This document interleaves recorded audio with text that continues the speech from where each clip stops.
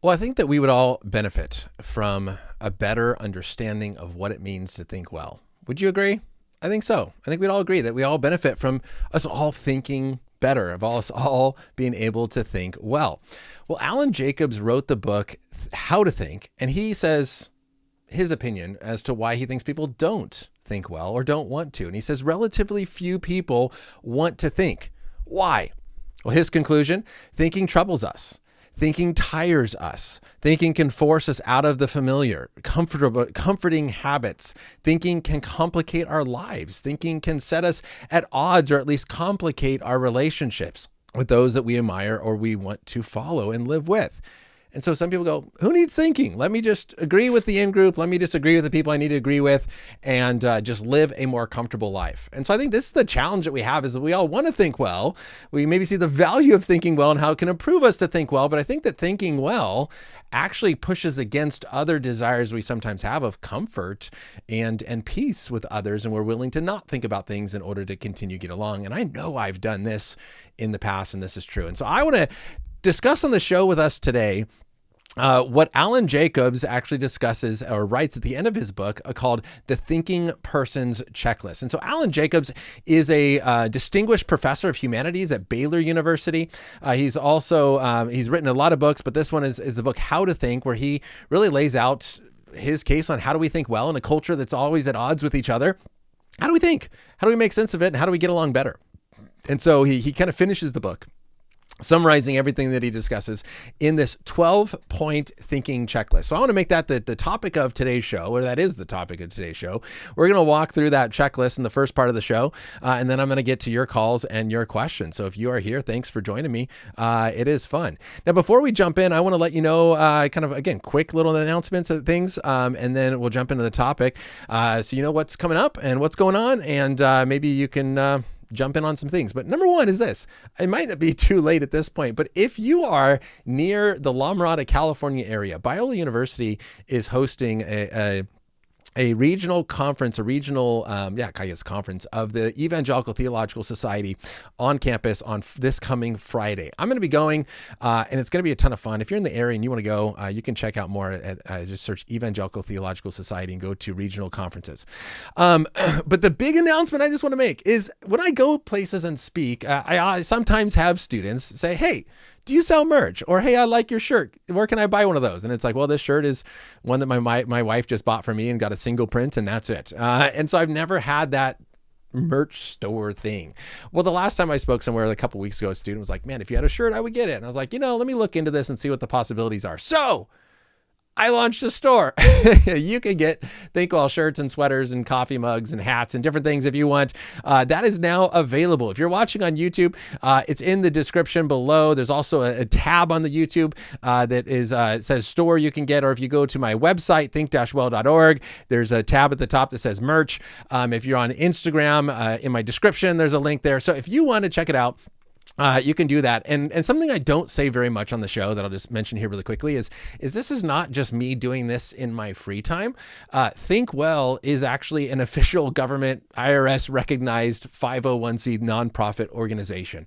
And what I do here every Tuesday on this show is just a small piece of what I do in trying to train and equip Christians to engage the culture better, to think well about the Christian faith and think well about the culture so that we can engage the culture well and have better conversations, especially among people that disagree. And so this, what I do on YouTube or podcast, wherever you listen to this, radio, is just a small portion or a small part of what I do overall with the organization Think Well. And so if you do buy merch at our new merch store, 100% of all the profit from there goes straight into the organization and helps us continue to foster better conversations. So, hopefully having better conversations is something that even atheists can get behind and say, yeah, we should have better conversations, and I'll support this work, even though you are training Christians. So anyways, I want to let you guys know the merch store is live, and to celebrate the live aspect of the merch store this first week, and from now until next Tuesday's show, you get 10% off your order if you want to head over there and pick something up. So Future shows coming up. April 8th next week is on homosexuality. Again, if you're joining me for the culture series, I'm flip-flopping to those 2 chapters because next month, Abigail Favali, a professor at Notre Dame University, is going to come on and discuss gender with me. And so she was able to do it in May. And so I'm swapping the gender and homosexuality chapters. And so next week is going to be on homosexuality. Going to be a really fun conversation again from this book. What Do I Say When? A Parent's Guide to Navigating Cultural Chaos for Children and Teens. The week after that, April 15, is the Kalam Cosmological Argument with James Sinclair, co-author within this book with William Lane Craig on that argument, discussing all the cosmological evidence for the beginning of our universe and how that points to God. That is April 15. The week after that, which is April 22nd, is going to be the Student's Guide to Philosophy. And so this is going to go over how the Christian intellectual tradition has shaped metaphysics and philosophical anthropology, epistemology, ethics, aesthetics, and really how do we be good philosophers. And so this is going to be a fun conversation if you want to pick up that. It's about an 80-page booklet written to college students. That is going to be April 22nd. And then April 29 is going to be Did the Resurrection Really Happen? The next book in this series from the TGC Hard Question series. I saw some TikTok videos on the resurrection, and so I thought, hey, that'll be a fun topic to kind of address. And so that is everything through April. And then in May, I'm going to be gone for 2 weeks. I have my 2 weeks of doctoral classes, my last set of doctoral classes. I'm done with my coursework at the end of May, and I begin my dissertation in June, which is just crazy. But I'm going to be gone the last 2 weeks, and so that's why I'm trying to pre-record interviews. So I'm looking for 2 interviews that I can pre-record so I can do live with you the first 2 weeks of May, and then give you interviews the last 2 weeks of May so you can keep content. And that's why Abigail Favali is going to be one of those on gender, and I'm looking for one of the interviews, so that's going to be fun. So May, you can expect the Christian worldview, gender with Abigail Favali. May or June is the next from the natural theology book on the teleological argument with Robin Collins. So anyways, those are fun things coming up in the future. So with that being said, you know what? I actually just, Instagram or Facebook reminds you of like old things. It popped me up. It's like, here's what you posted 15 years ago or something. I forget. And it was on a test question for my high school students. When I gave them tests, I would always do a fun question. And so the question that I ended one test with was, what is something that Ryan Pauly or Mr. Pauly always says? And one of the students wrote, with that being said, ... I realized, students know you well.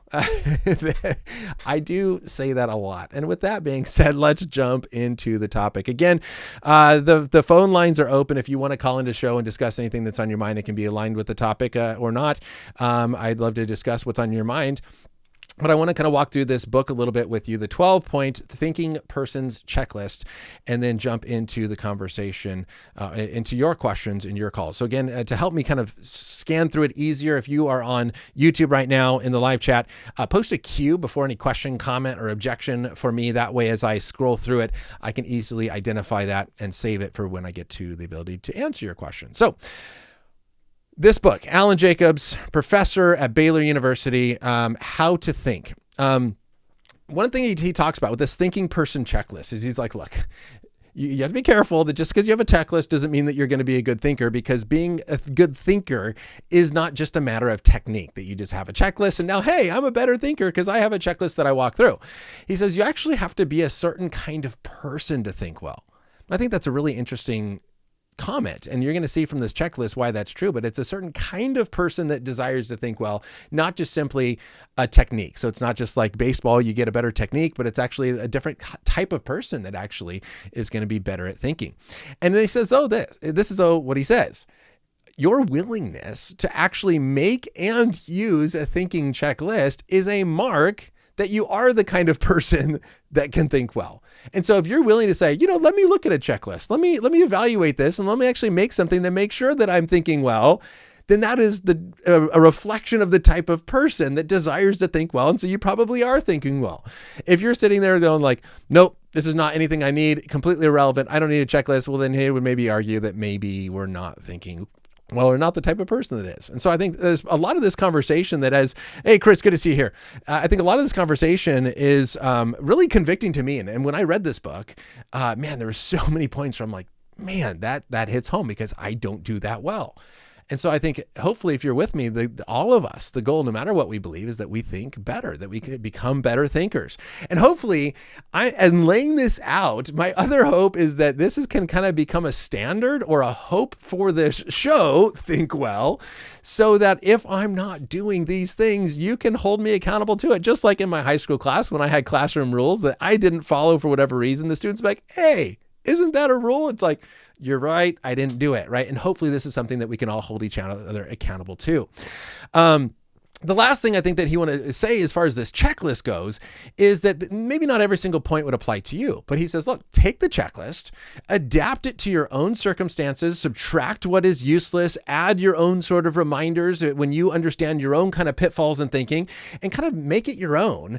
But ultimately, this becomes maybe a start as we start to process through what are some things that we should be doing or thinking about in order to be thinking well. Now, before we get to the checklist, there's one more thing I do want to say. And he talks about, and I don't want to do a ton of like introduction stuff in his book, but he kind of, the checklist kind of summarizes a lot from his book. But the one thing that's not really clearly in the checklist that I think is really valuable is that he talks about our two different systems of thinking. And we have what he calls system one. Your system one thinking is this intuitive thinking, this fast sense thinking. This is what provides your snap judgments, your instantaneous reads, or your strong presuppositions. And some people want to say, no, system one is bad. These are all your biases, your presuppositions. Get rid of them. We have to think about everything. And he actually argues, he goes, no, that's not possible. And you also don't want that. You literally do not have the time or the mental bandwidth to think deeply about everything. You need a system one running to be able to make snap judgments about things that should not require you to think deeply about, so that you have the time to think deeply about the things that you need to think deeply about. And he says, look, we all basically go through life running on system one. System two, which is your conscious reflection of an evaluation of the facts. He goes, system two only kicks in when you perceive a problem or an inconsistency or an anomaly that needs to be addressed. Right. And I think we can recognize that to be true. Like, you just go through life and you just are instantly thinking about stuff, and you're not even processing a lot of intuition, a lot of, just basic beliefs and strong reads or whatever. And it's not until something doesn't line up that you stop and go, wait, hold on a second. That doesn't fit with what I was thinking. And now our intuition goes into this conscious reflection where we begin to think deeper. And so again, he addresses some authors that say, hey, get rid of system one. All you need is system two. We need to be thinking deeply about everything. He's like, no, that's not the solution. The issue here is that he says that the fundamental problem that we have that may, let me say it this way. Here's a quote. I'm trying to not quote it, and then I'm messing it up. The fundamental problem we have may be best described as an orientation of the will.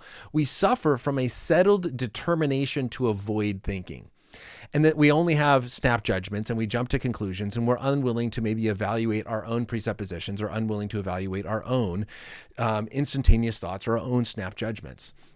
And so he discusses here, like, system two can reorient system one. System one is not set, right? You can shape your judgments. If you start realizing, man, my judgments are off by thinking deeply, you can start to rewire yourself in a sense to where your snap judgments become more accurate and well-informed, but you still rely on those snap judgments to take place.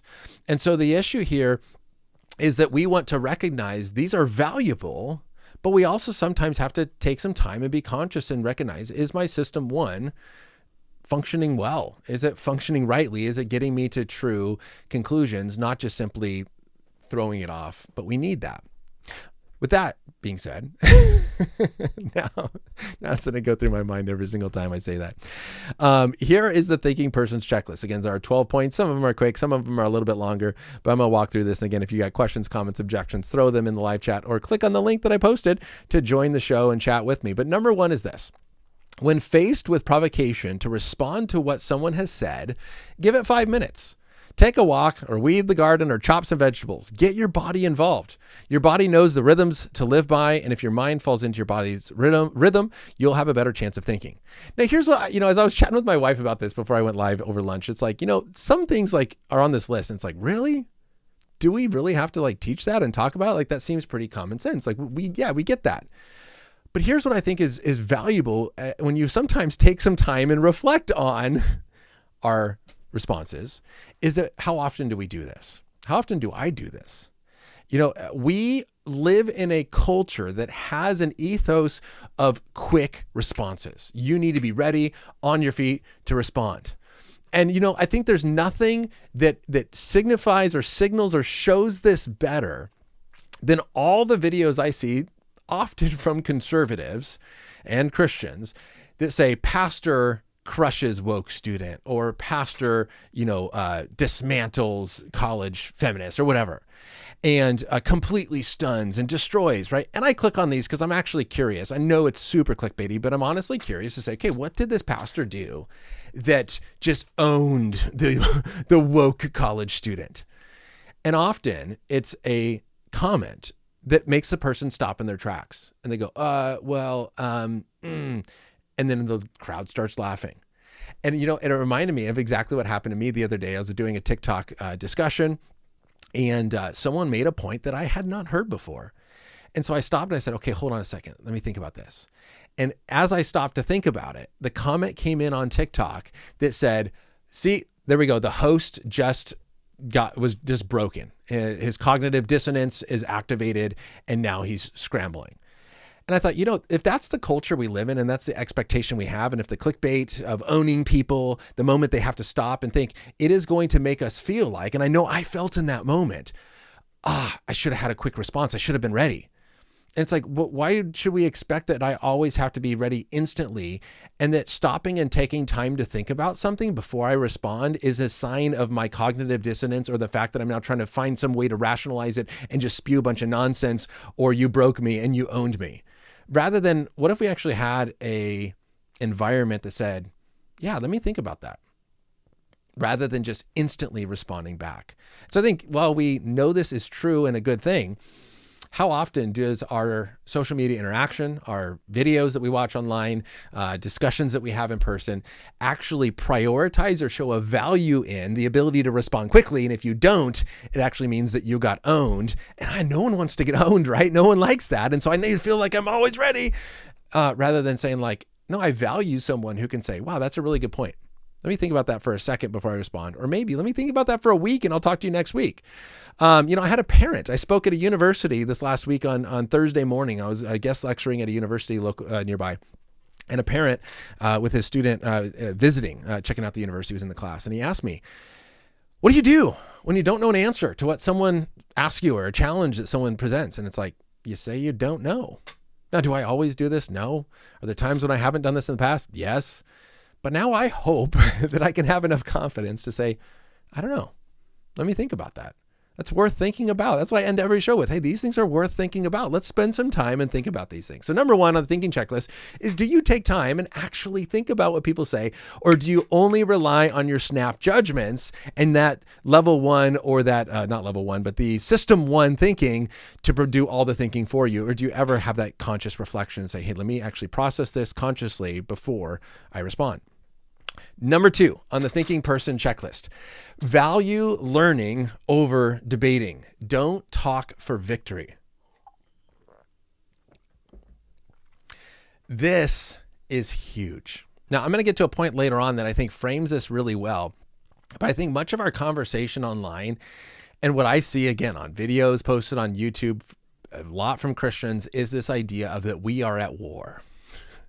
This is a cultural war. This is a battle that we are facing. And so if it's a war, now we start using language of victory and destroying and owning and crushing the enemy, because the enemy is the other political side than I am. And I need to own them and destroy them if we're at war, because if I don't destroy and own them, then I get destroyed or owned. Hey, Last Frybender, good to see you here. This is not, I think, the approach that we should have. If we truly want to think well, if we want to become better at thinking, we need to actually value learning over winning a debate. It's not about just winning a debate. And hopefully any person that calls in here, hopefully you see the same thing. James, wonderful, good to see you here. Is hopefully that's why there's a lot of atheists here, is that there's an actual good conversation of not just who can own the other person with some sort of fact and, break them mentally. Alan Jacobs goes on to say this. And hey, just chilling. Oh, Calvary Chapel, Montebello. That was quite a while ago, a couple years ago. Good to see you.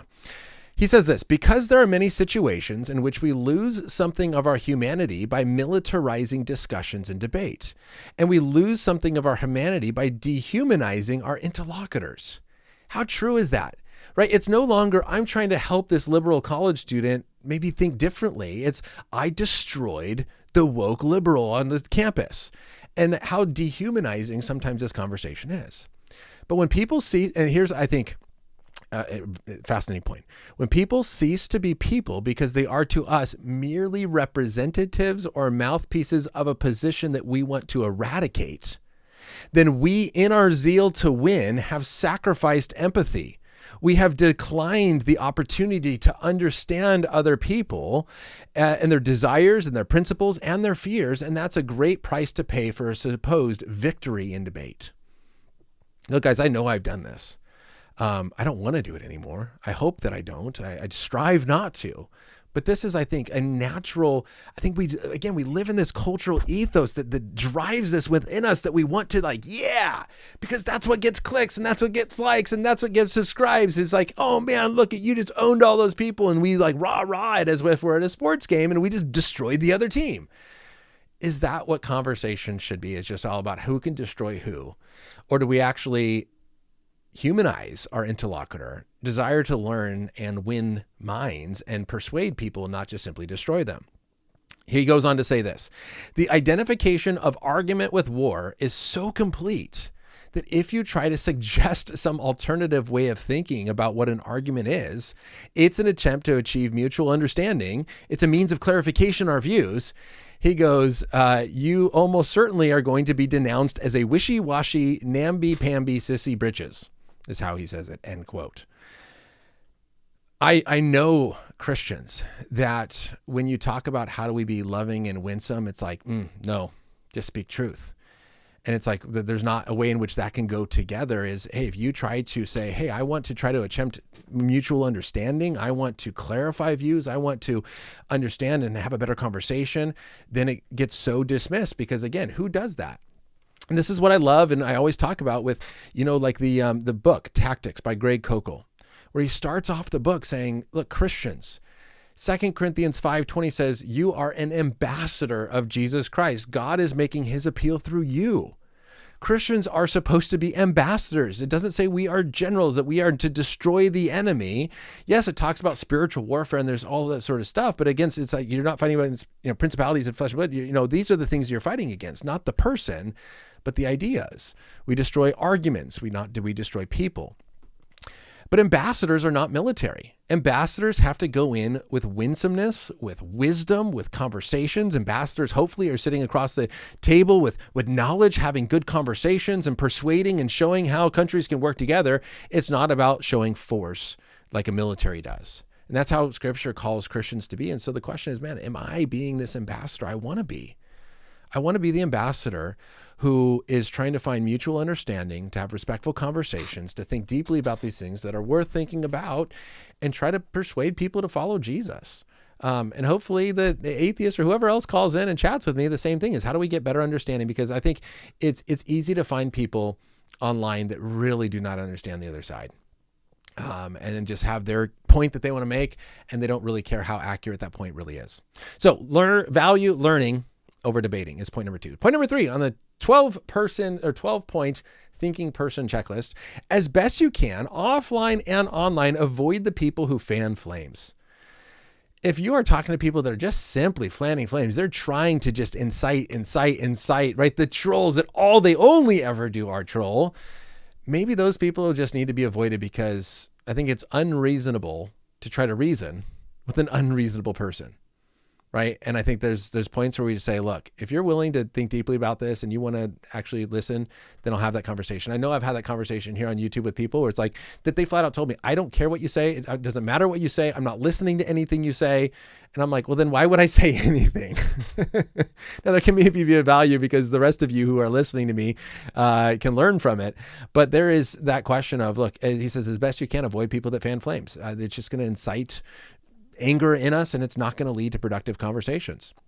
Number 4, Remember that you don't have to respond to what everyone else is responding to in order to signal your virtue and right-mindedness. Here where it's like, sometimes we can just stay quiet, but we don't have to make a video on that thing, or we don't have to get in the last word, or we don't have to respond. Just because everyone else is responding doesn't mean we also have to say, hey, by the way, I agree too. Hey, I'm in that in club. And this is what leads to his next point. 4 and 5 work together. He says, if you do have to respond to what everyone else is responding to in order to signal your virtue and right-mindedness, or else you lose your status in your community, then you should realize it's not a community, but rather an inner ring. I think this one, again, as I read through this in his book, again, Alan Jacobs, How to Think, this was a big challenge because all of us want to fit in. All of us have a desire to be part of a group. And this inner ringism, as he calls it, of being part of a group, like that just makes us feel good. And that just gives us purpose, that gives us mission. And it functions in many different ways. And depending on what sort of group we're in. I mean, I'm an Avalanche fan. Woo, I got a big, Colorado flag right there. I'm a Coloradoan. Like, it's like, this is my group. This is my thing. And sometimes if it's not a genuine community, and here I want to get into differences between inner ringism and community. If it's not a genuine community, and it really is just inner ringism, then sometimes if you don't show that you're with the group, then the group quickly excludes you.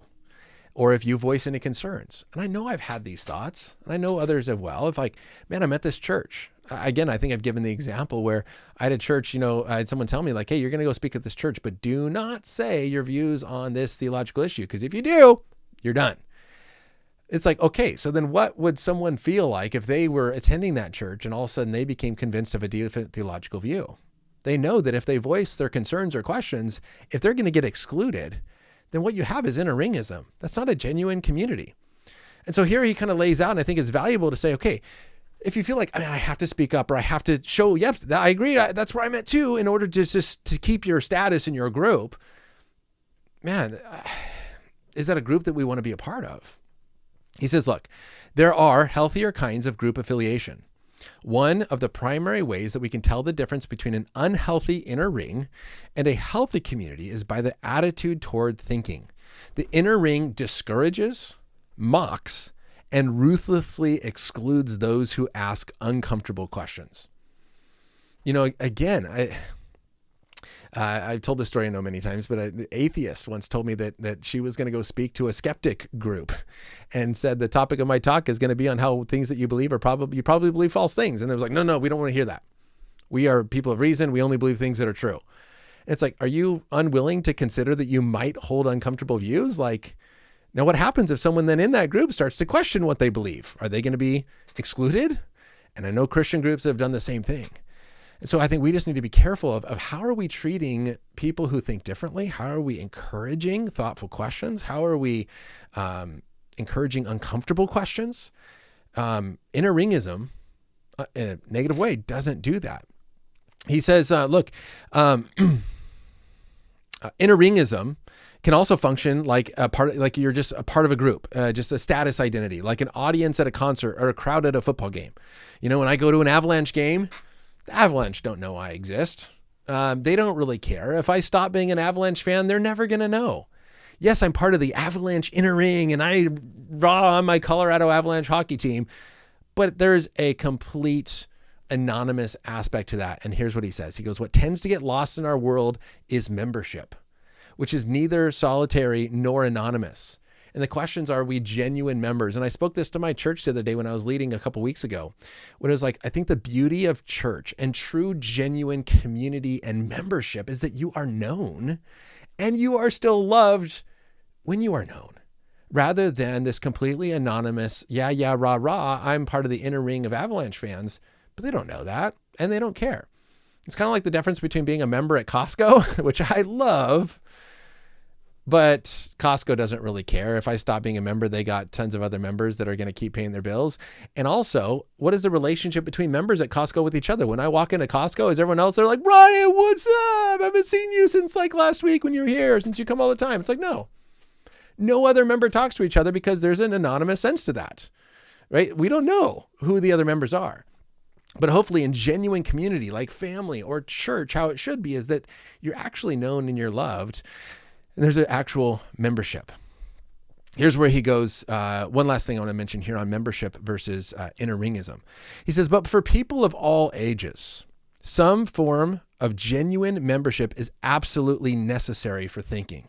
We've already seen that it's not possible to think for yourself. I didn't go into all that. If you want to talk about that, you can put it in the comment and say, what does he mean you can't think for yourself? And I'd be happy to talk about it. He goes, in the sense of thinking independently of others. And we have likewise seen how the pressures imposed on us by inner rings make genuine thinking almost impossible.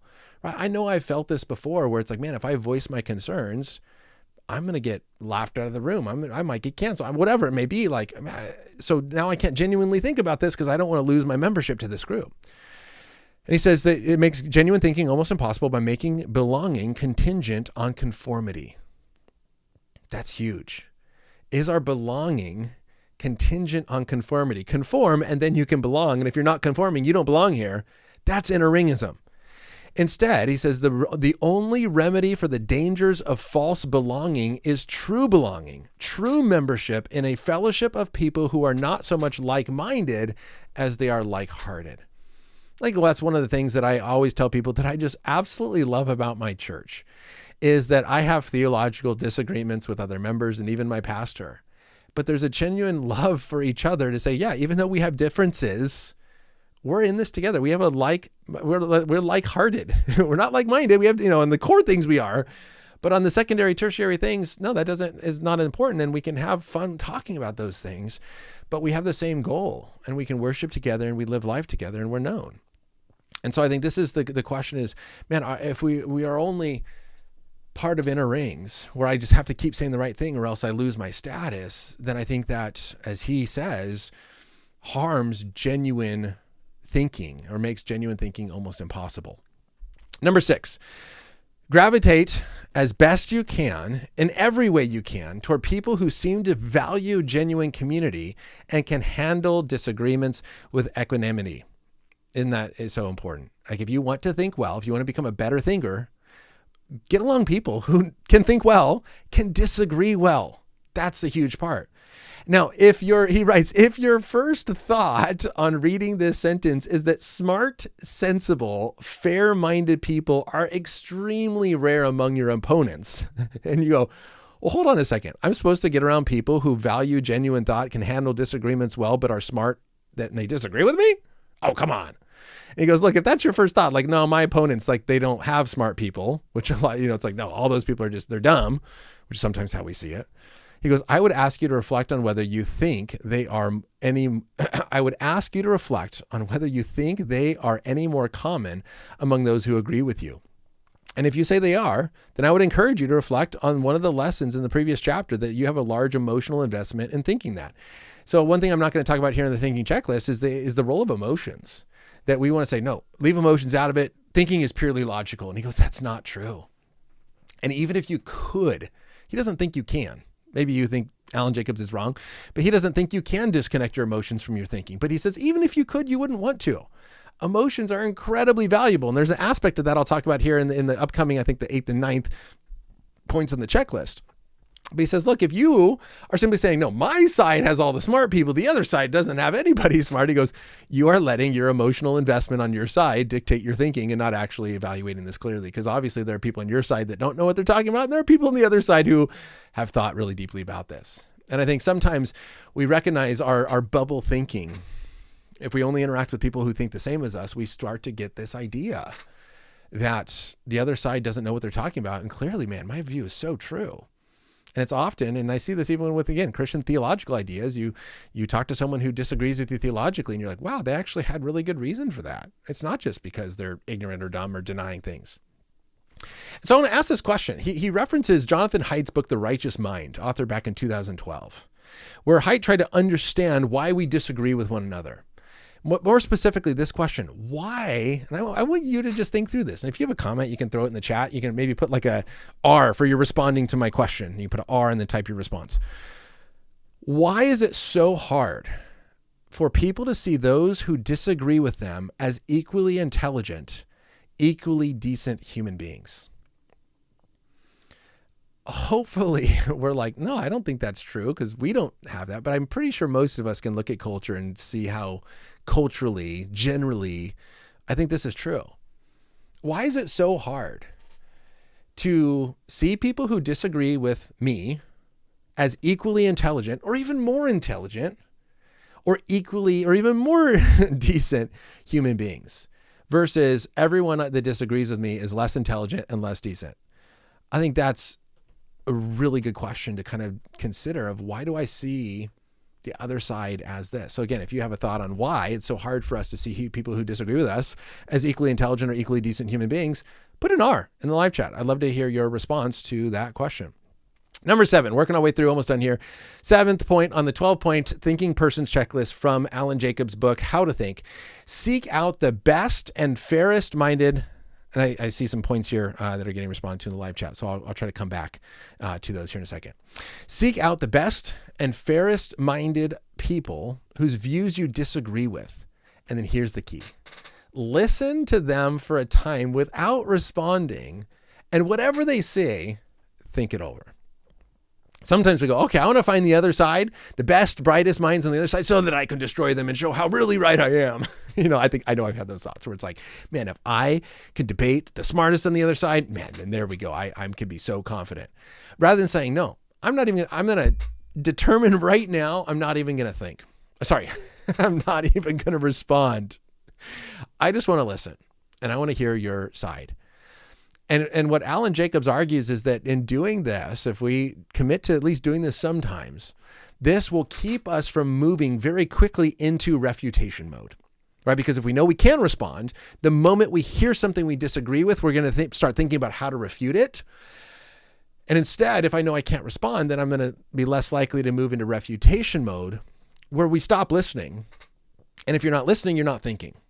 And so the moment you start to think about how am I going to refute what he just said, you're no longer listening to what he is continuing to say, and therefore you're not thinking about what he is actually saying. You're only thinking about how are you going to destroy his argument. Now, this doesn't mean, and I think this is an interesting point too, this doesn't mean to be open-minded. Now, I just noticed a comment in the live chat from James that said something about flat earth. And so I have no idea what that is referring to, but I'm going to take that and run with it because he says this doesn't mean be open-minded. He actually thinks being open-minded, while culturally we're like, yeah, be open-minded. Closed-minded people are the best, are the worst. And he's like, no, you don't want to be open-minded. And he goes, because there are things that we should not be open-minded about. Right. And he goes like kidnapping children was the example he used in his book. It's like, I think kidnapping children is wrong, but I'm open-minded. I'm here to listen. He's like, no, we should be people, he argues, with settled convictions, not open minds. Now, I don't think these are mutually exclusive though, is to say, I have a settled conviction. I actually believe this and I'm very convinced of it, but I'm still willing to listen and think about your points and be persuaded. Versus just, I'm open-minded and I'm just going to go whatever you go. It's like, no, there are things that we shouldn't be open-minded about. We should be settled convictions. And I'm very convinced that the earth is round, not flat. But if a flat earther wants to, I don't know how much time I'm willing to give a flat earther, but if they're willing to, give their spiel in a couple minutes. I mean, I did watch a debate between a flat earther and a round earther because the round earther was a buddy of mine. It was a good debate between Mark Sargent and Jeff Swirink. But anyways, it's on YouTube. So I watched that, but it's like, yeah, we should have settled convictions. He says the primary, on this point, he says the primary problem is that, of course, we really don't want to be or want anyone else to be permanently and universally open-minded. No one wants to hear anyone say that while there's certainly generally socially disapproval of kidnapping, I'm going to keep an open mind on the subject. It's like, no, that's not what we want. So we need to have settled convictions, but then still be willing to find the best fair-minded people who you disagree with and seek them out. Now, this is a whole entire topic. And I was kind of bummed that this interview didn't get as much plays as maybe I thought it should get. But I interviewed my doctoral professor, Dr. Rick Linger. And I forget what the title of the video was. I probably titled it wrong. I probably thumbnailed it wrong, whatever, and it just didn't hit the algorithm and it didn't get very many views. But the thumbnail said something about test teachers, not torch teachers, or testing teachings, not torching teachers. But we talked a lot about this idea of how much we are influenced by cultural pressures. And he said, I think most people have the philosophical level of thinking to be able to evaluate most ideas. The issue is that we have cultural pressures, familial pressures, social pressures that keep us from actually thinking about these things. And he in that interview as well, said, I really encourage you to find people who disagree and actually give them the benefit and say, I could learn from you. I want to hear what you have to say. And I'm going to sit down across the table from you as if I could actually learn from what you have to say, rather than I just want to sit here to figure out how to prove you wrong. Number eight, patiently and honestly as you can, assess your repugnances. The things that just go, oh no. He goes, man, you got to assess those. Now, don't get rid of them completely. Those can be right. Now, throughout his book, he talks about what he calls the repugnant cultural others, the RCOs as he refers to them.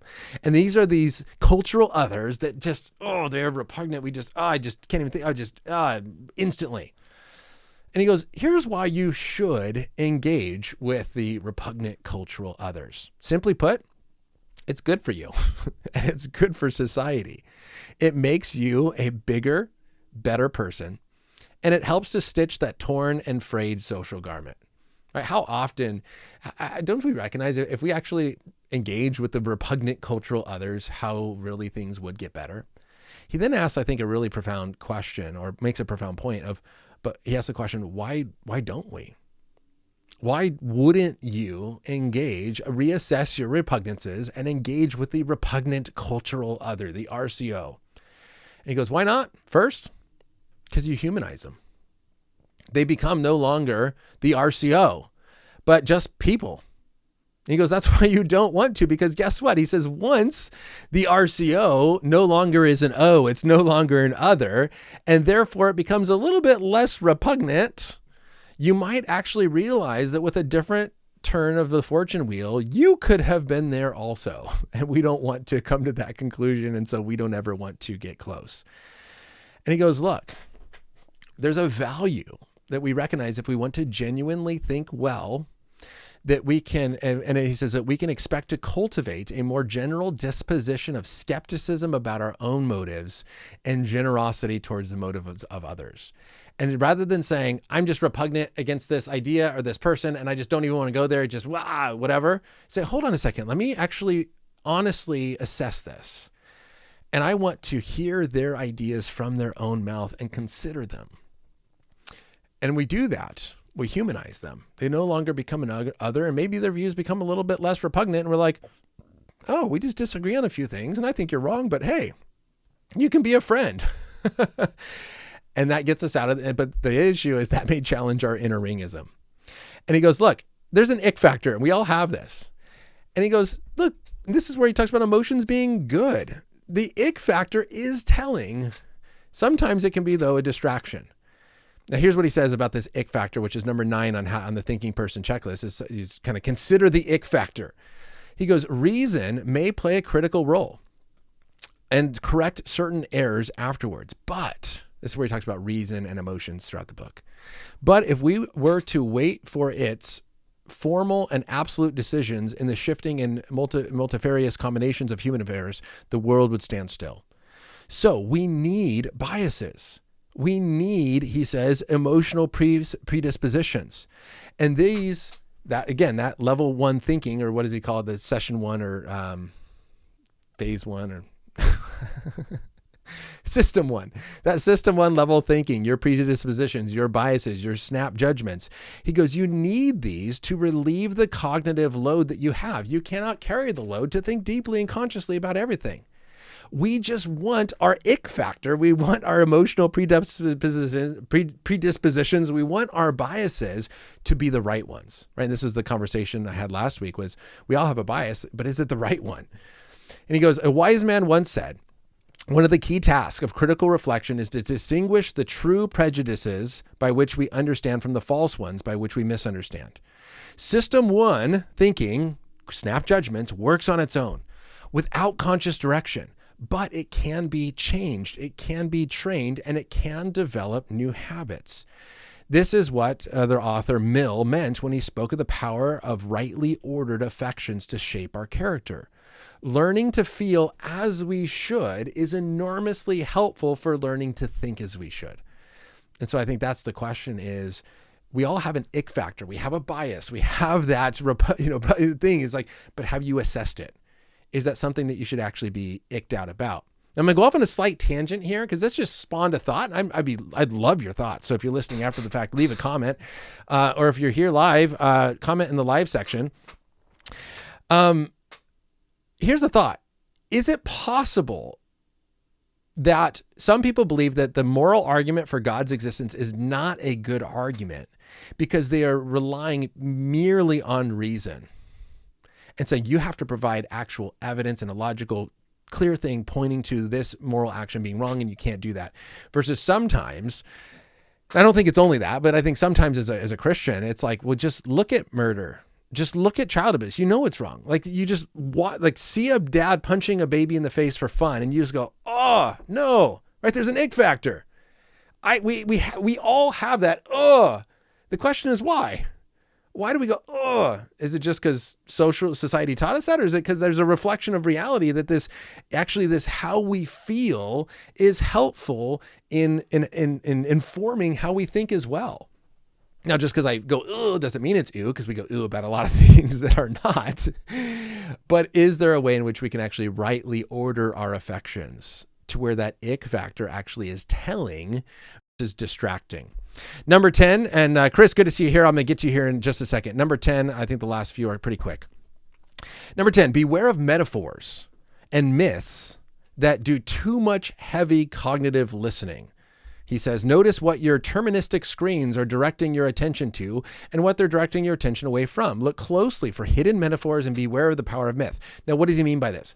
He says, we sometimes in culture start using metaphors and myths to try to make sense of reality, where we start saying things like, well, this is like something else. So in the beginning of our conversation, conversations are like war. It's like, whatever. And we go from it's like war to it is war. And then we move from it's not just, hey, it's like war and how do we maneuver, to it is war, you become the enemy, I need to destroy you, right? And so this metaphor has actually done the cognitive lifting where it's become reality. We no longer think deeply about it, and that's just the way it is. We assume it's the way it is, and we stop thinking that it could be something different. That's what he's talking about here. He uses a different example. He says, organic creatures do not actually have building blocks. Similarly, despite what thousands of computer scientists say, or neuroscientists or philosophers will tell you, the human brain is not a computer. As psychologist Robert Epstein has recently written, humans aren't born with features native to computers. We're not born with information, data, rules, software, knowledge, lexicons, representations, algorithms, programs, models, memories, images, processors, subroutines, encoders, decoders, symbols, or buffers. He says the myths that we choose, or more likely simply inherit, do a tremendous amount of intellectual heavy lifting for us, even more than the empty words and phrases of Orwell's tired hack of the platform. These myths do a lot of thinking for us. And I addressed this on my show that I did on artificial intelligence, where, if we're talking about consciousness, and if humans are consciousness, well, we say, well, humans think and a computer thinks, and therefore a computer thinks just like a human thinks, and therefore we're just like computers, right? Or we say, well, the computer's processing. Well, is the computer thinking or processing in the way that a human thinks or processes? And so when we start moving these metaphors to say, well, human brain is like a computer, to then saying it is a computer, that's where he's saying this can turn into an issue. And he goes, the most dangerous metaphors then are the ones that cease to be recognized as metaphors. For many of the people between the brain and computers reach that point where the brain's not just like a computer, he says, it is a computer. And I said, I think the same thing. Instead of conversations kind of being like a war or like a battle of ideas, it's like, oh yeah, sure. Conversations can be like a battle of ideas where these ideas are fighting themselves out, but we move from that being a metaphor to this is reality. It is a battle.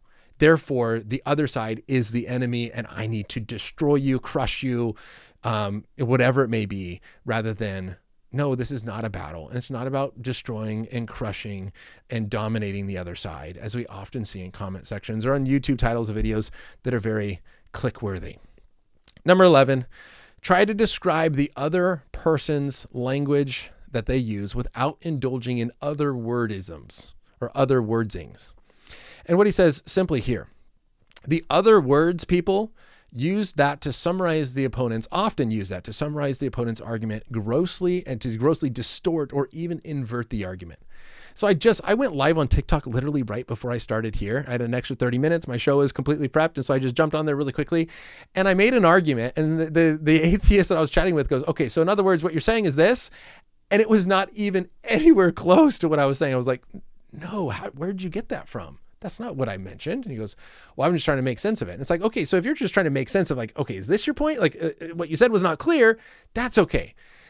But if we go, well, in other words, what you're saying is this, and that's terrible, and you're a horrible person. It's like, whoa, I didn't say that. So why not do the best we can to describe other people with the language they use for themselves, rather than indulging in other wordisms? Lastly, and finally, number 12, be brave.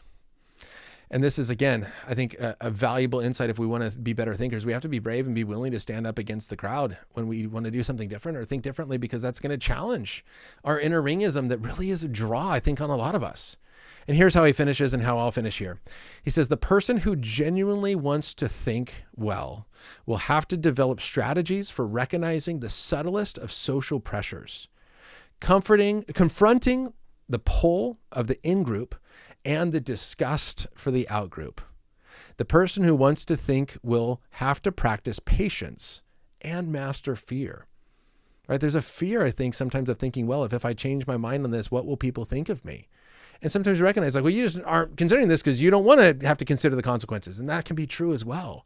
And so hopefully we go, man, I want to be brave and I want to follow this wherever it leads, even if it costs me. Because truth is important and I want to grow in my understanding and nature of truth. And again, this is my whole conversation. If you want to check it out, I'll find the video. I don't remember what it's titled and I'll post it up over here.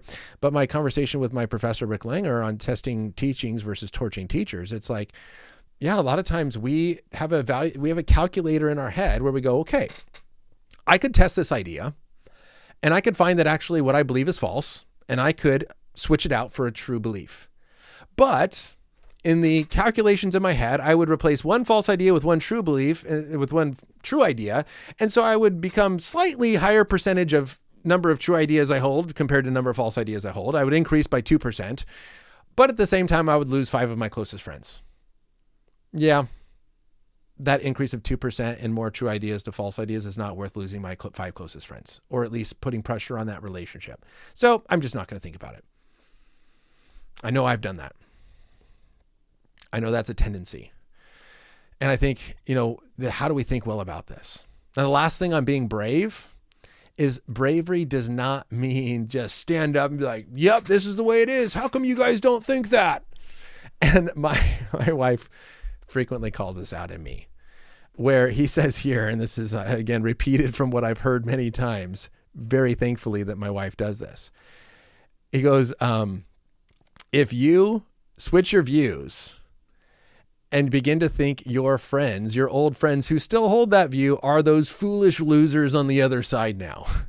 He goes, remember, it wasn't that long ago when you thought precisely as they do now, right? How often do we go, oh, now I am more enlightened. I got this wrong. How could anyone believe this? And it's like, literally a week ago, you believed that.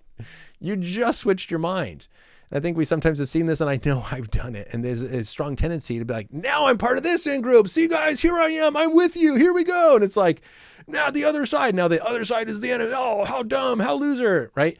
And it's like, you were there a week ago. How do we have some humility in the midst of our braveness? So there you go. The 12-point thinking person checklist. Take time, think about it. Even if people are being like, oh, you're broke. See, they got you. You just got destroyed. It's like, no, I value thinking. I want to process what you have to say before I respond. Value learning. Avoid people who fan flames. Remember, you don't have to always respond. If you do, maybe you're part of an inner ring versus a true community if you have to show your response. Gravitate as best you can about people who think well and disagree well.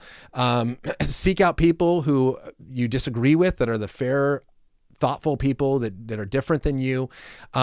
Patiently and thoughtfully and honestly assess your repugnances, your ick factor, your bias. Allow that to be reflected of your or informed by your deep thinking. Beware of these metaphors that now have no longer become metaphors and it's just a description of reality. Don't, in other words, people, and be brave. There are the 12 points of thinking well. And so hopefully that's what I want to do. That's what I want you to hold me to. That's what I want to hold you to, because I think no matter who we are, I think we can agree on most of these. But again, Alan Jacobs' point is, hey, if there's something here that doesn't apply to your life, delete that, add something else. But the idea is I want to have a checklist that I can walk through to make sure that I'm not being unfair in my evaluations, but genuinely becoming a better thinker every day. So if you do have disagreements on this, I'd love to hear what those might be. because I think this is pretty straightforward. But Chris, you called in. Anyone else who wants to call in, you can go ahead and jump in the queue or put a queue in the live chat. And I got the whole rest of the show, about an hour or a little bit less, to chat with you guys here. So let me remove you. And Chris, how you doing this week? Good to see you back here again. Yep, I can hear you. You can. Okay. I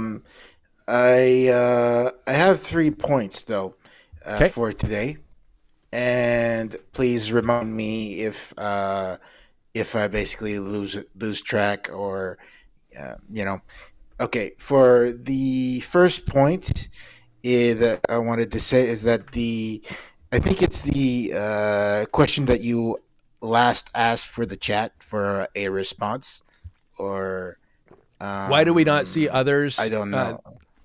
Was it the question? Let me pull it back up here. Was it the question of why is it so hard for us to see those who disagree with us as equally intelligent or equally decent human beings? No. Okay. But I think, well, I'll say my say my answer, and probably you'll connect the dots.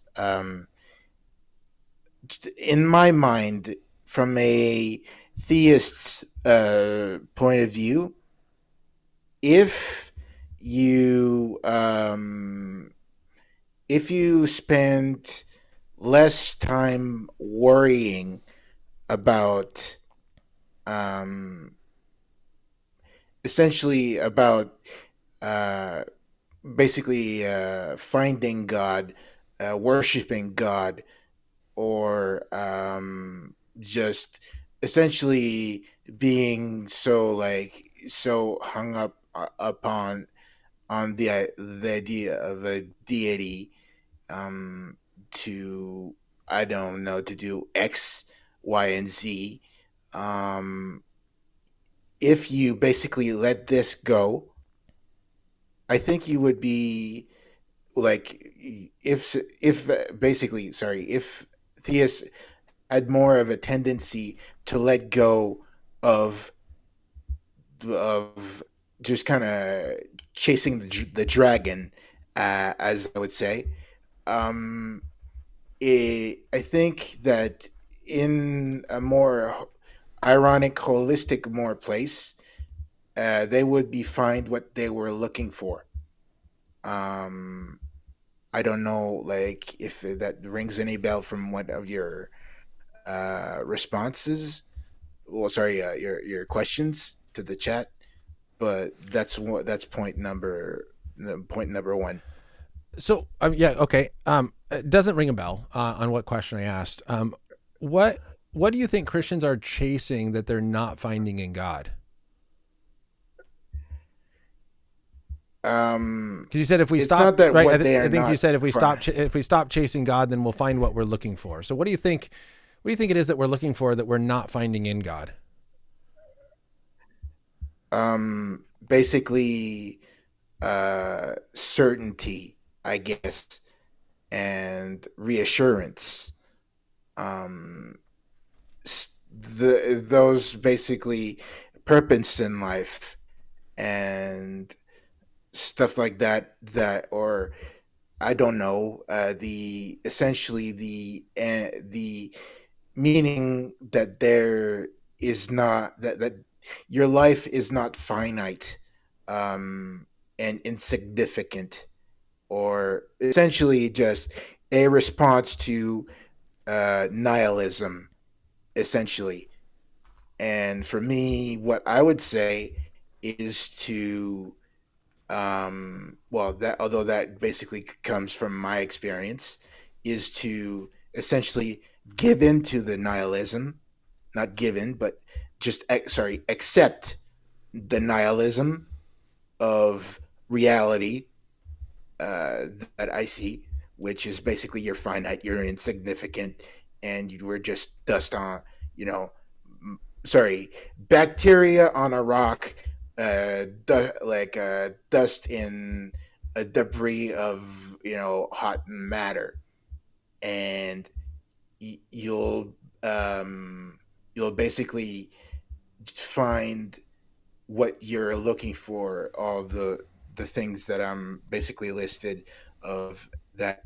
And I think it's called optimistical nihilism.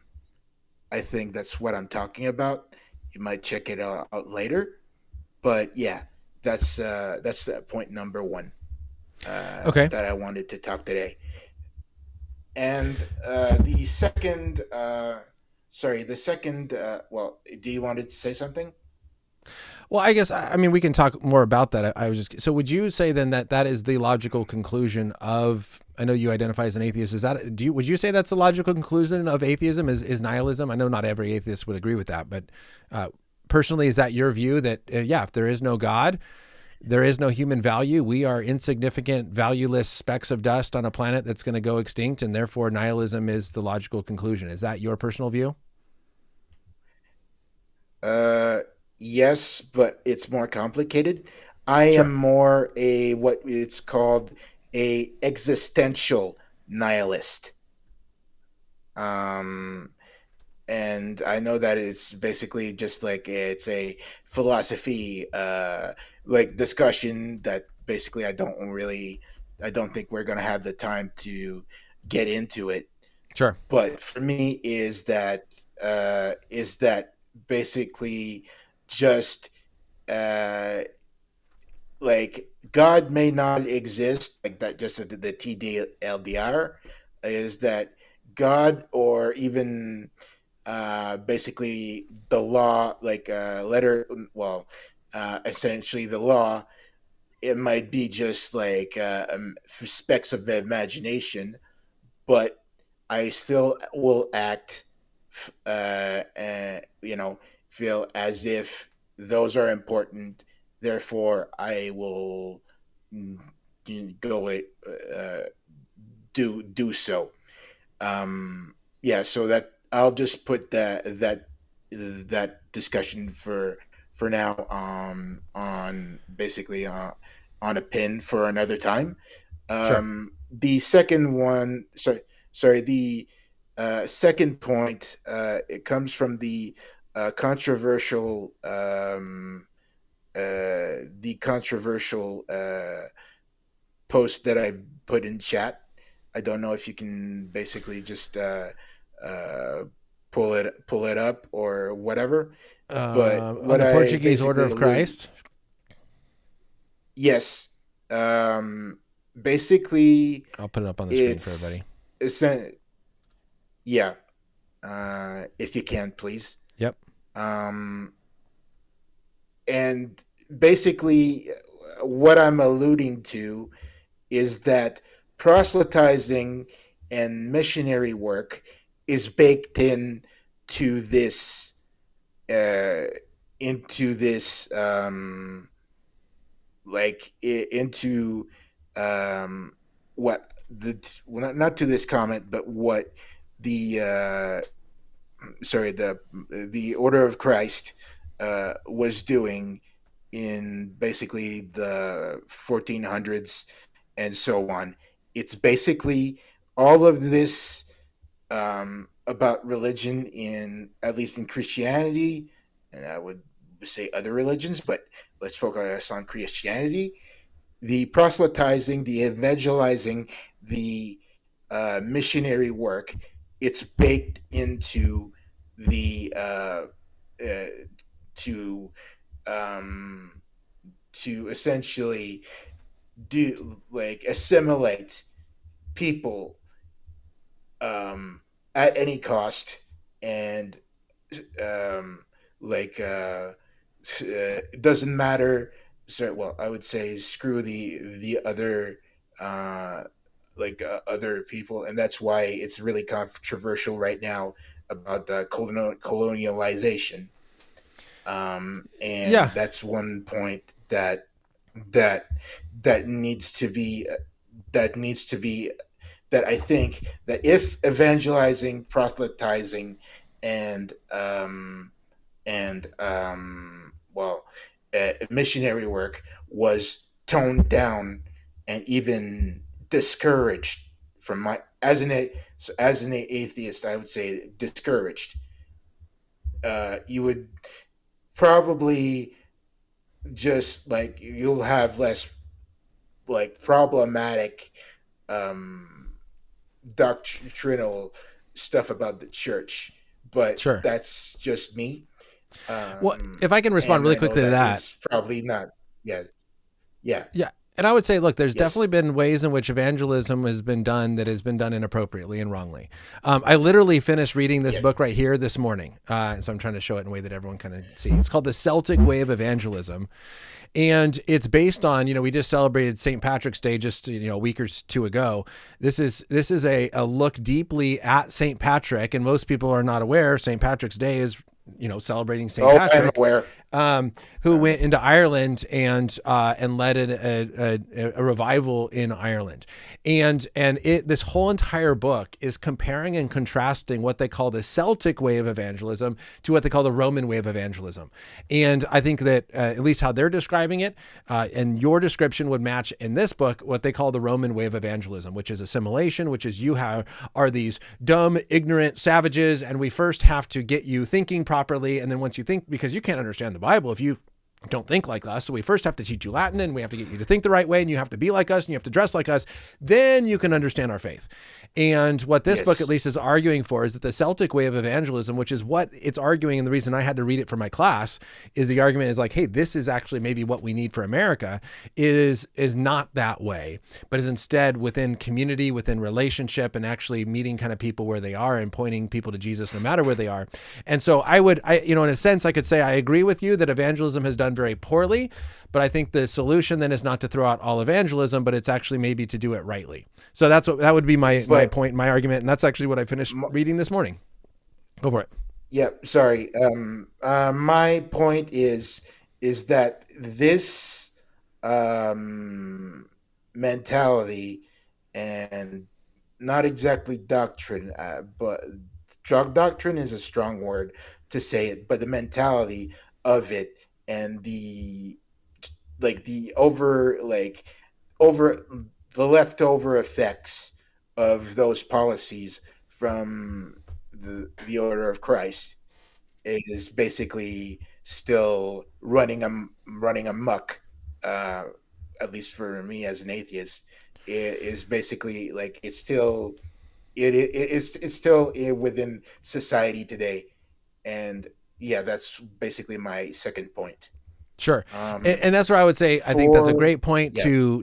for us to all recognize we can learn from the past, we can learn from mistakes, we try to make things better, and how do we address things in a better way. And I know that, I took missiology courses in college, and there was a huge recognition that how missions work was done for a very long time was very much, we have to make these people American rather than how do we bring Christ into their cultural context. And so it absolutely has been done wrong. And because of that, I think I know in all of my missiology courses, they were teaching a very different approach to missions and evangelism because of recognizing that history. So anyways, your third point as well. And yes, like I would more elaborate on manifest destiny and other stuff, but yeah, my third point is that, in my view, religious communities, or more, more, I would say just theist communities, as in general,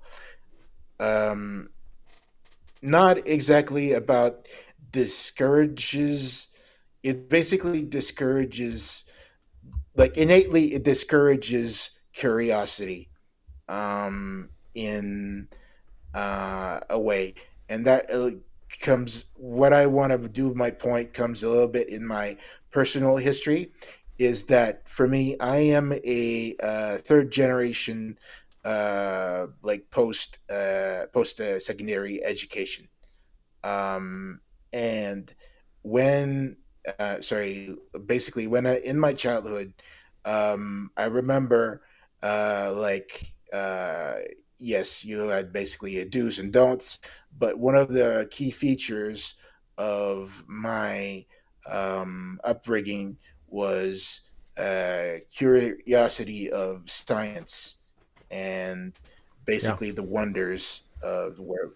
And case in point, one of the things that my mother religiously just told you, like, instead of watching cartoons, but anyhow, cartoons are okay. It's just anyhow, that's how she framed it, is that basically we would have to watch the Discovery Channel or National Geographics or the History Channel, so like educational Yeah. channels on TV, and basically like every day we would do that, minus the Oprah and Dr. Phil, that was basically her stuff, but for us that was basically like with the former part. um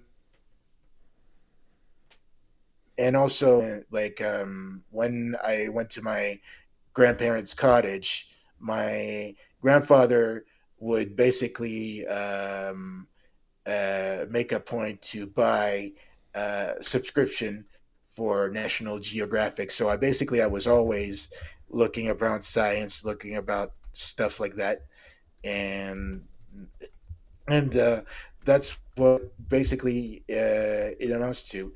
Another thing is that my parents, well, I would say my parents, but I say my mother, my grandfather, and my grandmother basically were encouraging scientific inquiry, or inquiry into general stuff, was basically asking us like interview questions. What do you think about this, such and like dinosaurs, Yeah. or space, or whatever. um Sorry, and the fourth other pin, that is that in my family we are actually storytellers. That's what how the word I would say is, that we would basically tell about, like tell like try to imagine up like imagine fantasy or even sci-fi or whatever, and tell this to each other, to me, my brothers, my cousins, basically, and also, um, yeah, and that basically we basically would tell each other stories. However, because of that, we had to do a lot of basically world building, myth Hmm. building, and stuff like that into our stories and stuff Yeah. like that. And sometimes we basically, like, my brother was basically an artist. He would basically just like sorry draw, and I would write, and and etc. Yeah. And uh, and that's what basically constituted. Also, another, well, So really quickly, can that's I? basically the end. Yeah, Yeah, perfect. sorry. No, that's Sorry. great. I just want to hear you out. I wanted to kind of hear kind of where you're going, and again, I think that's valuable. Here's what I would point to. I think we have to be careful, because your original point was that Christianity, I think, if I'm repeating you accurately, I have written down here, Christianity discourages curiosity, is kind of what your third point was. Is that accurate? Yes. Okay. Yes. And I would say, well, here's what we have to be very careful of, is that we can definitely look at stories or instances and say, look, this is true of this person's life. And this is the way in which they were discouraged from being curious and for seeking questions. And I address that in my points. If we're going to be thinking people, we can't be within a community that is discouraging curiosity and good question asking. It says here, I wrote, the inner Ringism discourages, mocks, or ruthlessly excludes those who ask uncomfortable questions. Now, I think that this can be true of any group. And I know atheists that have also been part of groups that discourage curiosity. Now, that for then me to say, therefore, atheism discourages curiosity, I think would not be true, because we can't just say because it happens to some, therefore this idea is representative of the whole group. To say Christianity does this, because one of the reasons why I'm walking through this worldview series, which is the reclaiming the Christian intellectual tradition, is to say, yes, Christians have in a sense become anti-intellectual, and there are absolutely groups that have discouraged the quest or the search for the intellectual tradition, and we need to reclaim it. because there is a deep, long history of the Christian intellectual tradition where people have sought out curiosity. And they even say here on the back, and I read this every week when I do this, or every month when I do this book, it says, to reclaim the best of the Christian intellectual tradition is to demonstrate that Christianity has this vibrant, world-changing Christianity assumes a commitment of the integration of faith and scholarship. And scholarship should include that curiosity. And so one ways that I try to show that this is true, and the reason why Christianity should not discourage curiosity, is when I was a high school teacher, I had a box in my classroom that said, ask me anything, any question. And I would start every single class period by answering one of the questions in the box. And it could be silly questions. It could be serious questions. And what I was trying to do is awaken curiosity within students, is to say, hey, I want you to be curious. Because I think I can point to students who are not curious about evolution because they're just told it's a fact, and they stop asking why. And there's Christians that go, hold on a second, I'm curious about this because this seems to disagree with my view. I really want to look into it. And then there's Christians that are not curious about evolution because they're told it's false, and they stop asking why. And so I think that both sides can absolutely have this idea. And I think this is why this show is something I wanted to do, is say, hey, here is a thinking person's checklist. And the way I started the show, I don't know if you're here at the very, very beginning, but my intro comment from the book, it says, the author, Alan Jacobs, says, relatively few people want to think. Why? Why do we, as a general population, maybe discourage curiosity within ourselves? His conclusion is this: thinking troubles us. It tires us. It can force us out into forces out of familiar or comforting habits. It can complicate our lives. It can set us at odds, or at least complicate relationships with those who we admire or we live with or we want to follow. And so I think a lot of people have an issue with, I don't want to be curious about this because if I be curious, it might make my mind get changed and then I get kicked out of my in-group. And so that's where I'm here trying to say, hey, people, let's be curious. And these are things that are worth thinking about. Let's be thinking. And so I would push back to say, just because some Christians have discouraged curiosity doesn't mean that Christianity discourages curiosity. We'd have to look at something in scripture to say, stop thinking about everything and just believe. And I think we could say that of any group. And so I would say, everyone be curious. And I don't see how the story shows that Christianity is true. Go for it. To be fair. To be fair, what I'm referring to is the Christian fundamentalists. Yes. So that's where there's definitely a group of Christians that absolutely. And but there's also, as in, basically my rebuttal to what your pushback is the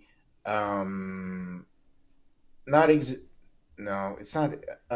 not the unwillingness, but I'm trying to find the right word to the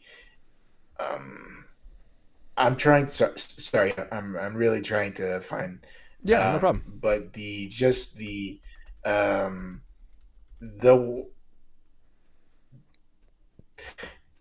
it's not ignorance, but it's just the ignorance is bliss type of thing, like a sentiment of not exploring other mythologies of the world, and basically from our last conversation, essentially. And, would you agree that virtually everyone could have that ignorance is bliss mentality? It's not just Christians. That can be true. Okay. Yes. However, for me, that's not. Well, I like to believe that it's not true. Because well, basically, it's for me. I am a very curious person by nature. Yeah. And I basically, sorry, like if you look at my YouTube feed, it's always about space, nature, sciences, or whatever. And I just like to explore the universe, even though that for But So that's just me personally. yeah, and I would agree with you. I think I am too. That's Yes. why I have a lot of books here. I read a lot of books. I'm constantly reading everything that people recommend my way. I have too many to read that I can't even get to because I am a very curious person, and that's why I also love the call-in portion of the show because I want to hear what other people have to say. So what I'd be curious on, speaking of curiosity, is what what about Christianity says that my curiosity is bad, that I should stop being curious? Where does Christianity teach don't be curious? Um, for me, it's when you get the more of the existential topics. Is Well, basically the Epicurus quote, the like the existence of suffering, um, those heavy topics. I know that it's just like a cursory effect, but it's just for me. Um, I have to though disclose that for me those are very close topics to me because it affects me directly. Sure. Um, I I have cerebral palsy, and actually most of the atheists um, chatters, let's just say, are aware of this. But it's just essentially for me, I had instant feedback on the topic of suffering, um, like essentially from the get go. I wasn't exactly cerebral palsy is not exactly you don't have to be born right away with it, but it's from within 0 to 6 months, Mm, and that's damage is done, and it's basically a neurological condition that for anyhow, I'm not gonna do the whole spiel, and it's just for me, uh, suffering is the big sticky part yeah. where for me like again like I said the Epicurus quote Sure. where basically if a god exists, he's in my head he should be evil, and if he is evil, why should I bow down to an evil god?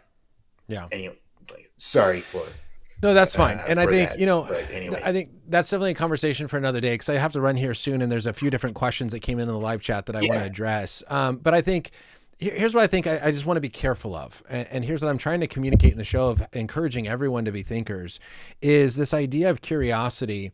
I had an atheist on the show straight up tell me, and I don't remember if he said it live or if he said it in private conversations, but it's like, I don't listen to you because I don't want to listen to anything you have to say. And I don't care about what you have to say. And I would say, well, that shows the atheist is not curious. Is not curious of what I could possibly say to convince him otherwise. He's completely closed-minded. He's not even willing to listen to anyone who disagrees with him. And so, but that would never lead me to the conclusion to say atheism discourages curiosity, because I know that's not true. And so I would just be careful to say, look, I don't think kind of these kind of fundamental ideas is saying, look, if we are within a group, if anyone, Christian or not, if we are within a group that discourages curiosity, that should send up some red flags to be like, why don't you want me Mhm. curious and thinking about this stuff? Are you scared of what I'm going to find? Like that should be a big red flag. And so can we be a part of a group that actually encourages thoughtful considerations and curiosity and is not afraid of where the truth leads? And I think that's the kind of group that we want to be in and encourages. So anyways, I don't know if you have any final thoughts on that before I run to Uh, the last kind of few questions before we end. well, I have two actually. The first is more of a quote from one of our, well, from the essentially the myth vision, um, like subgroup, more, but uh, it's basically from a person called Jay Bundy. Uh, he or Pocket Locker 86 in the YouTube space. and he's a biologist, evolutionary biologist. And his thing is that theists uh, don't see can only see the atheist at face value, um, but they don't see the theist journey that get them to that position there. Like, I'm sorry, I kind of butchered what he is meaning, but it's that we were all once theists, like atheists that are like most of in the chat and in within the circle group, is that um, we were once theists, but you only see the atheist that is a result of us, wrestling with the existentialism of different reasons as to why we got there. And the last thing that I want to say is that I would be willing to speak privately with you if Okay. you wish. Yeah.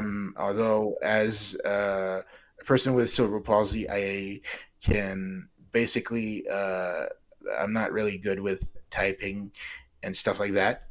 Um, uh, but so basically, this format of speaking through a microphone and stuff is best Is for me. best. Perfect. And I just saw James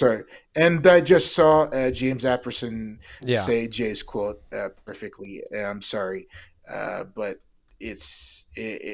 like, if you could pull it up. Yeah. That's what I'm doing right now.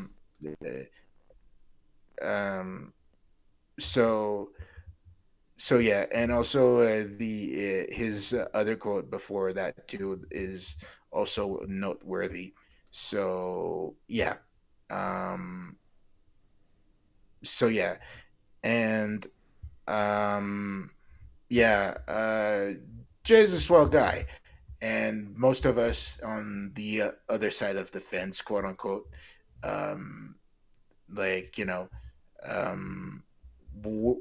like, we've even value each other's different opinions, Yeah. but we basically like do other things too. And I know that I'm basically harping on, but yeah. Yeah. Well, yeah, I appreciate it. And I'm just gonna leave it. Okay. all right, perfect. Yeah, and I'd be happy to chat privately. And this goes to anyone listening. Let me say goodbye, and I'll make a few comments, and then I'll get to the questions. So, Chris, thank you for calling in. I appreciate the thoughts, as always. Okay. Thank you. And anybody listening, I think one of the things that I try to do is to say, like, look, I love doing this conversation here on YouTube, and more people get to learn and benefit from it. But this is not about building a brand. It's not about making money. It's not about anything like that. I was once accused I only do this to make money on a video that literally YouTube paid me 30 cents. And so I'd be happy to have private conversations, and I've done that many times before. So if you shoot me an email, ryan@think-well.org, I'd be happy to connect and set up a time for that. But I do want to get to some of these comments. Again, it depends on the quote that's on the screen. Atheism isn't a group. There's no such thing as the atheist. Well, I just contacted the Boulder atheists who are going to come speak to my group of Christians. And I think, and so that's it's like, well, here's a group of atheists that are under the umbrella of the Boulder atheists, and they may not agree on every single thing, but at least they agree on the fact that they're atheists. So there's ways to kind of group people based on certain things on what they believe. And so the question is how, and I forget the comment that I made that relevant. Now, there's 4 different questions I want to get to here at the end. Thank you to my wife for kind of facilitating and condensing some of these together and fielding comments into questions. Please address Christian poor thinking in the following: presuppositional arrogance, using hermeneutics to justify views, but offering some clarity to others, and then admitting that Christianity is ultimately faith only. So again, I think this is what I try to address in the show. Is there's definitely presuppositionalists that have a different approach to things. And I'm not a Christian presuppositionalist. That's not how I do my apologetics. I'm an evidentialist, and I want to look at evidence. But I think that there's a realization that we all, and this is what I discussed in the show, we all have presuppositions. We all have a bias. This is one of the talking points, that level one or that system one thinking. The question is, are you even aware of the system one thinking? And I discussed this last week, right? If my presupposition, it's my worldview, my bias is a set of yellow lensed glasses. When I look at a red object, it's going to look orange. And I go, the object's orange. And all you go, no, it's red. What are you talking about? I'm like, it's orange. And you're like, but you're biased. You're wearing yellow glasses. It's like, no, I'm not. And the issue is we all have a set of glasses. We all have presuppositions. We all have emotions that inform our thinking. That's one of Jacob's big points in his book on how to think, is recognizing emotions play a huge role. Are you aware to actually consider those the best you can? And so I think all of us can fall prey to presuppositional arrogance, where we just have our presuppositions of what is true, that is true, and we're unwilling to rethink those presuppositions. There's another book I read 2 years ago called Think Again, and how we are I forget who authored it, but you can search in Amazon, Think Again. And the whole point was how many of us are unwilling to think about our thoughts. Once we have come to a conclusion, it's settled, and I don't want to think again about it. And it was challenging us how, and the book talked about how often the more knowledge you get, the more unwilling someone is to think again. And so I think absolutely that's a problem.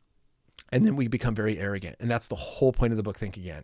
And so I think reading books like that and opening yourself up to people, and the point that I made on the Think Again, or the thinking checklist of like finding the best, well-spoken, thoughtful, intelligent people who disagree with you, that will challenge your presuppositions, hopefully will make you a little bit less arrogant. Because look, I know that when you don't consider another perspective, I've seen this debate and I've done it myself, where when you don't know much about a topic, then you think your side is just like, well, this just makes so much sense.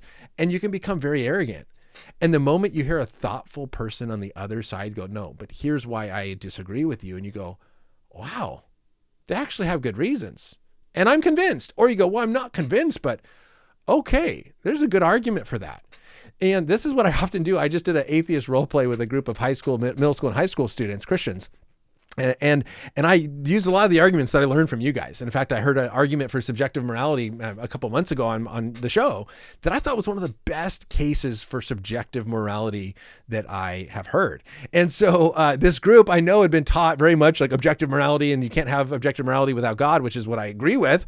And so I said, I'm going to do the best I can to defend subjective morality based on how I heard from one of you, and really challenge this group to point out, look, they're arrogant and think it's an easy knockdown case. Man, no, it's so simple. It's like, no, man, this is a lot more nuanced and difficult than you think. So that's how I try to challenge that poor thinking and say, let's consider, come on, these presuppositions, let's all come together. And because of those presuppositions, we often then use hermeneutics to justify our views, where we just find the Bible verses that agree with us and we throw them out there. And are unwilling to think about the conclusion. So I saw a TikTok video of a Catholic young man, and he's like, Protestants believe in sola scriptura. And what this means is that Protestants think only the Bible is a source of knowledge. Therefore, if it's not in the Bible, then you can't know it at all. And I thought, well, hold on a second, just stop for a second and consider that. I don't believe that there's like Jupiter, because Jupiter's not in the Bible. I don't believe that like gas makes the cars go, because there's nothing in the Bible that says gas makes cars go. Well, clearly that's not true.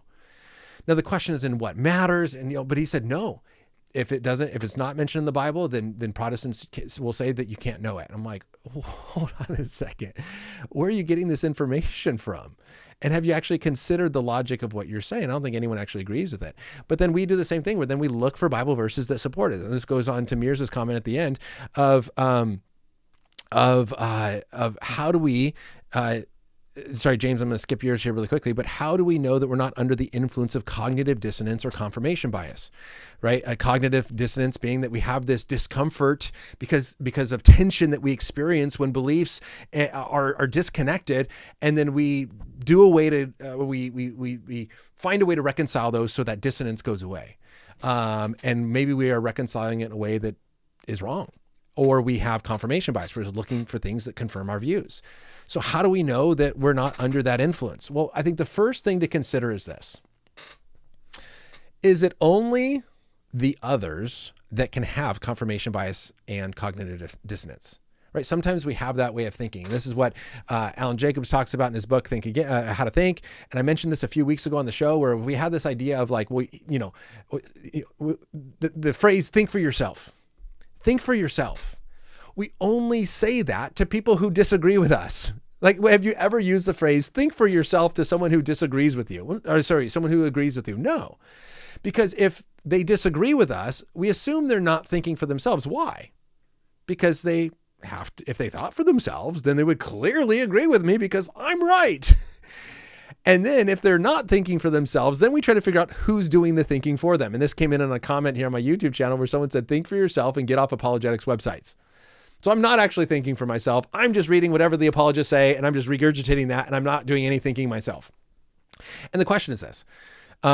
Is it possible that someone actually on the other side from you, wherever view you hold, did think for themselves and did find the evidence and arguments very persuasive, and maybe even came to the truth, and that it's me who has cognitive dissonance and confirmation bias? And so I think a good question to ask, and I think one way to be aware if you're under this influence or not, is to ask the question, could this be me? If you're the atheist, could you have confirmation bias? If you're the atheist, could you have cognitive dissonance? Or is it only Christians that have that? Because clearly they're the wrong ones. And I think that's, if you are unwilling to admit that this could be you, this could be me. I could have confirmation bias. I could have cognitive dissonance. Okay. That's one way to, I think, step out from under that influence and maybe be aware that I don't have it. I think the second thing is, do you open yourself up? So again, this idea of finding the best, thoughtful, intelligent people on the other side to actually listen to. Right. So I work for an organization called Maven, where I design and facilitate mission trips for high schoolers to engage in apologetics and worldview and theology. We literally have colleagues of Richard Dawkins who work at Dawkins' organization, the Center for Inquiry, and found the Evolutionary Institute, come speak to our groups. I'm on the phone talking to Boulder atheists, trying to find an atheist in Boulder, Colorado to come speak to our group. I went to Skeptics in Pubs in Fort Collins to find an atheist to come speak to our group. When we work in LA, we have someone from the Los Angeles Humanist Society. When we went up to Santa Cruz, we had someone from the Santa Cruz Skeptic Society. Like, we are trying to find who is the president of your organization, who is the best, most thoughtful person on the other side. And then we say, please come to our group, tell us why we're wrong, and engage with us. And again, my story I've told many times, and I shared at the beginning, the fascinating thing is that when the colleague of Richard Dawkins from the Center for Inquiry came and spoke to our group, and then it was asked by three, skeptic groups to come talk, and she was going to give the same talk she gave to my students at these skeptic groups about how you probably believe false things and you should rethink your beliefs because you probably believe things that are false. All three skeptic groups said, no, we don't want that talk because we just believe true things. And she goes, the atheist, colleague of Richard Dawkins, says, isn't it interesting that a group of evangelical Christian high school students and their leaders didn't even bat an eye at my talk, yet three atheist skeptic groups refused to let me speak, were unwilling to reconsider their bias? Now, does that mean atheists are unwilling to do so and all Christians are willing to do so? Absolutely not. But the question is, how do we know that we're not under the influence of cognitive dissonance or confirmation bias? By opening ourselves up, by saying, okay, what do you have? Now, does that mean that we're always going to think well? No, even Alan Jacobs mentions this. Just because you follow the checklist doesn't mean you're going to think well, because maybe you could still explain things away. But I think these are steps that hopefully we can take. And then I think the last thing maybe I'll say is that if we will honestly listen to others, where after we explain our thinking, to hear someone go, yeah, but you still don't make any sense, and here's where the disconnect is, to actually consider that maybe that might still be a disconnect. Right? And again, how I try to do this, I'm not perfect. I fail. But how do I try to do this? Well, after my show on the Trinity, when I was unwilling to convince, I think it was Mirza that called in on my views on the Trinity, I went back to my systematic theology professor. I was like, where did I mess up? Where did I go wrong? How am I explaining this wrongly? Like, am I messing up? Or am I wrong here? Am I not doing a good job? Where is the breakdown?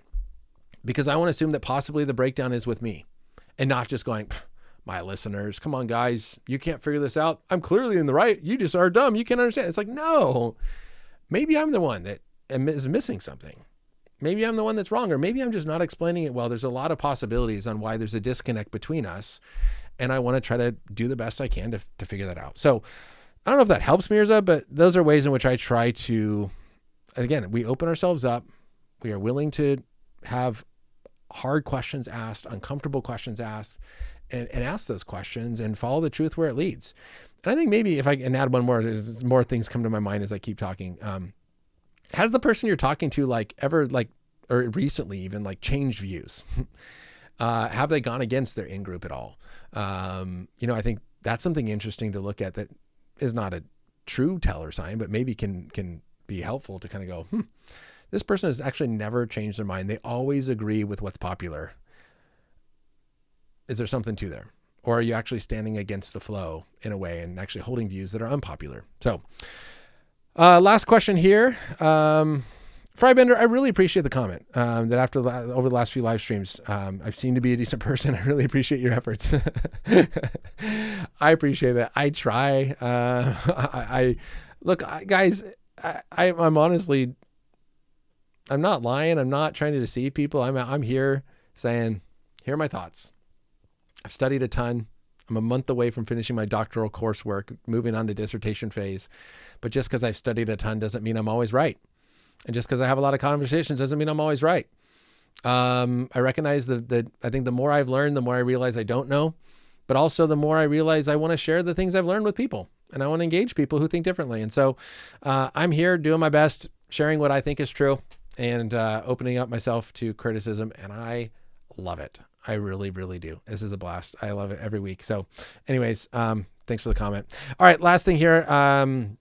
James, I do think Christianities are all post-hoc in their epistemologies, meaning they find evidence after the fact to explain it. The real basis is always the satisfying of emotional needs and then creating justifications.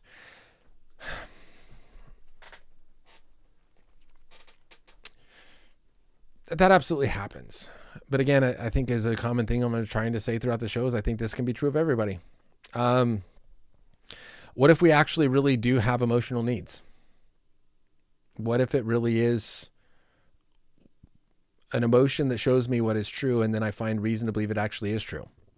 Like, what if our emotions are an accurate reflection of reality?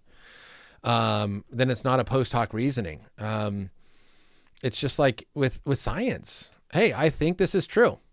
I think X is true, and now let's test it to see if it is. And when you test it and find evidence pointing that it is true, you don't say, oh, I see post hoc. It's like, no, we all have our hypothesis that we present. It's like, hey, if this is true, then we should find this. Now, do we find it? And so really the question is, look, if I'm not actually finding evidence to support it, okay, then it's a post hoc rationalization of satisfying emotional needs. I just don't think that's what I'm doing. I think that what I have found is actually genuinely real evidence and reasons to point to God existing and Christianity being true. And therefore it's like, hey, I believe in God. This is what I've always been taught. Now I want to actually evaluate that to see if I can find any good reason to believe that he's actually true. Just like anyone who says, hey, this is what my parents have always told me, but is that actually true? Let me see if I can find reasons for it. And we search for reasons. And so I think that's what, at least in a better light, that is what I am trying to do. So, Frybender, yeah, that's awesome. I could be wrong as well. Hence why I keep coming back to hear the other side. Love it. And that's why I love chatting with you guys. No, Frybender, I don't know if you've ever called in. I don't remember if I've ever chatted with you, but you're here every week. So look, I appreciate it. I'm going to get running. Our show is over. But hey, Love being here. Love having all of you here. Again, I try to find a wide range of issues to kind of stimulate our thinking and be curious about a lot of stuff. So if you're still here listening to me after an hour and a half, then you are curious and I love it. Let's be curious together. So again, next week is going to be the next part of the culture series. Wherever I threw that book, it's on the floor on homosexuality. That's going to be one of those points where it's like, okay, there's going to be strong disagreements that we're going to have. Can we be thoughtful and respectful and hear out the other side and try to understand where people are coming from? Then again, April 15 is going to be on the Kalam cosmological argument for God's existence. One of the most well-known arguments to show that God exists with James Sinclair. Then April 22nd on philosophy, April 29 on the evidence for the resurrection. And then in May, talking about gender, the Christian worldview, hopefully some other interviews. Oh, and I did not mention this at the beginning. This is the final weekend. If you're a high schooler or a college student and you want to go with me to Utah this summer, the applications for the Maven open enrollment trip close on Sunday, April 6th. So if you are listening and you have a student or you are a student, this is the last week to sign up because we need to start training at the end of April in preparing for that trip. So if you want some more information, go to maventruth.org/open enrollment and you'll get a lot more information there on that trip. And again, applications close on Sunday night. So if you want to apply, check that out or message me and I'd love to get you more information and chat with you about that. And then again, the Think Well store is now open. So if you want a shirt to encourage people to think well, whatever your belief is, hopefully we're all growing in our ability to think well and you can support this actual organization, not just this show, but the organization, the nonprofit organization, Think Well, in which I do this in a lot of different places in a lot of different ways that you can buy shirts and help me out with that. So all that to be said, I love it. Love having you all here. Thank you for being here. Thank you for challenging me. This is fun. Hopefully you guys enjoyed as much as I do. And as always, I want to encourage you to keep thinking deeply about these things because they are worth thinking about. See you next week. Bye, everybody.